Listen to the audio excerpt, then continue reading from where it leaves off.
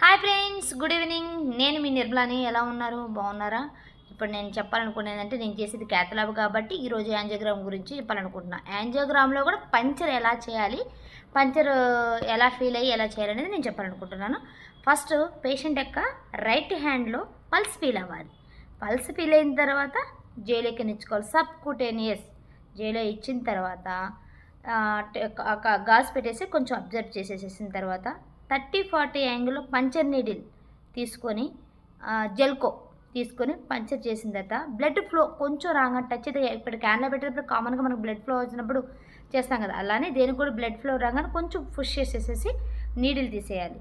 Needle తీసిన తర్వాత wire తీసుకోవాలి, షీత్ వైర్ తీసేసుకొని ఇట్లా స్లోగా బ్యాక్ పుష్ చేస్తుంటే జెట్ రావాలి. జెట్ రాకుండా అసలు జెట్ రాకుండా వైర్ పాస్ చేయకూడదు.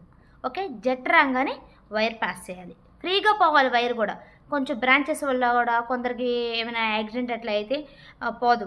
అలాంటి ఫస్ట్ కనుక్కొని ఫీల్ అయిన తర్వాత స్మూత్గా వెళ్ళిపోయిన తర్వాత నీడిల్ కూడా తీసేసేసి తర్వాత షీట్ కరెక్ట్ చేసేసుకోవాలి. నిక్ ఇవ్వాలి, నిక్ ఇచ్చిన షీట్ కరెక్ట్ చేసుకోవాలి. ఓకే, అది.